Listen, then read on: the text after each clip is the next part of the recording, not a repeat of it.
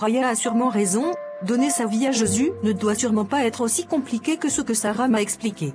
Seigneur Jésus, je suis complètement perdu dans ma vie. S'il te plaît, si tu es réellement Dieu, et si tu m'entends, aide-moi. Je veux te donner ma vie, mon cœur. Je veux totalement t'appartenir, mais s'il te plaît montre-moi le chemin. Montre-moi comment faire, comment m'habiller, et aussi si j'ai le droit de me laver avec du savon. Je te le demande à toi, car je ne veux pas me baser sur ce que les hommes pensent, mais sur ce que toi tu dis. Et je me plierai à tes exigences. Amen. Diana. N'aie pas peur. J'ai été envoyé pour t'encourager, et pour te confirmer que Jésus t'a entendu. Il est heureux de ton choix de lui appartenir.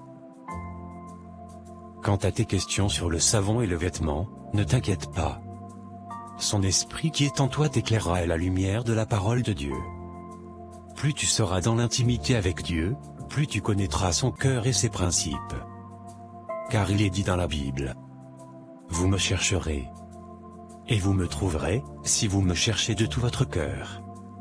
Jérémie 29 verset 13. Merci Seigneur Jésus, pour ton amour et ta visitation.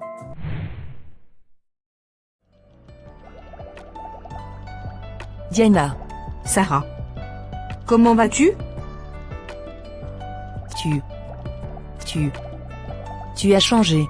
Oui, effectivement, tu as bien constaté. J'ai rencontré Jésus, il m'a visité et il a totalement bouleversé ma vie. Ah bon? Oui, tu es mieux habillée que d'habitude, tu as l'air heureuse. Mais tu as mis un pantalon. Sarah. As-tu réellement rencontré Jésus dans ta vie? Je t'inviterai à méditer ce passage, quand tu auras le temps. Évite les discours vains et profanes, car ceux qui les tiennent avanceront toujours plus dans l'impiété, de Timothée 2 verset 16.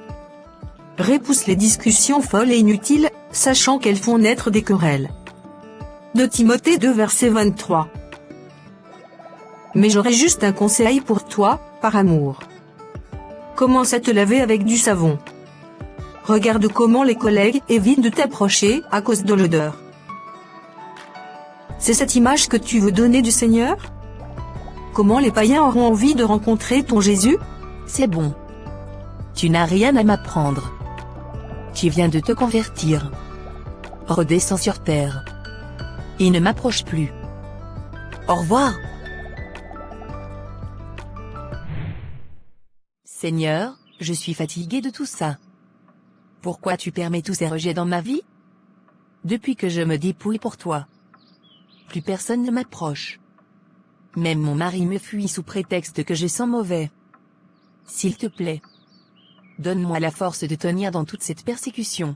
Et cette Diana qui ose essayer de m'enseigner la parole avec ses versets bibliques. Cette nouvelle convertie qui ne connaît rien du tout. Je ne laisserai pas passer ça. Bonsoir. Bonsoir mon chéri.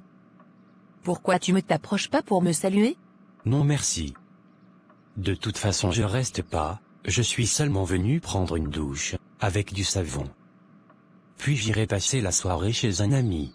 Au passage je t'encourage à faire de même, il y a assez de savon pour deux dans cette maison. Et sache que je ne dormirai plus dans cette maison, tant que ça ne changera pas. Mes frères et sœurs, persévérons dans l'évangile du Christ. Ce monde est démoniaque. Tout est démoniaque dans ce monde. Mais Jésus revient pour nous en délivrer. Persévérons. J'ai eu encore une révélation ce matin concernant la télévision, et tous les écrans portables, tablettes et autres. Tous ceux qui ont la télé à la maison et les écrans, ont laissé une porte ouverte pour les démons, jetez tous vos télés pour sauver vos âmes. Mes frères Baptiste. Pourquoi la télé serait un péché? Finalement, où allons-nous dans notre doctrine? Ma sœur, je comprends ton inquiétude, mais cela ne vient pas de moi. Ça vient du Seigneur. Amen frère Baptiste. Nous sommes dans ce monde. Mais nous ne sommes pas de ce monde. Jean 15 verset 19.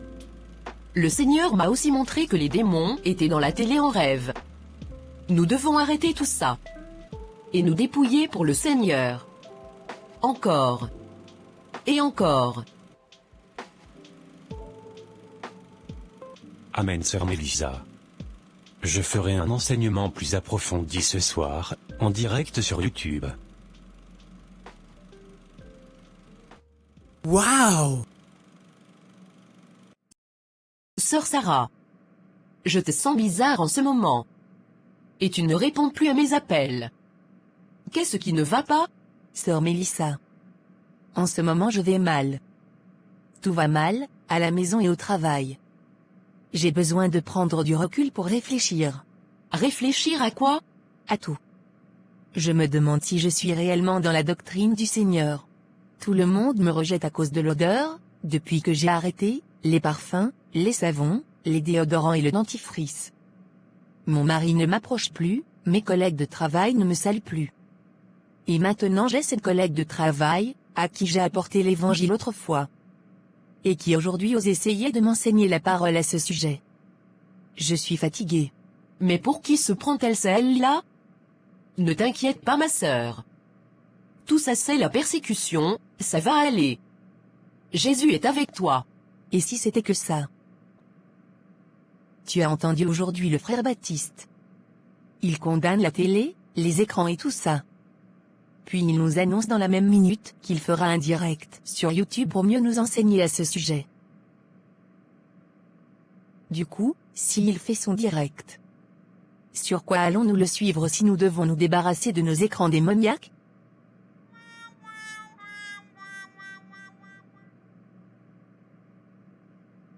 Laisse tomber toutes ces questions, quand le Seigneur parle, il ne faut pas beaucoup raisonner.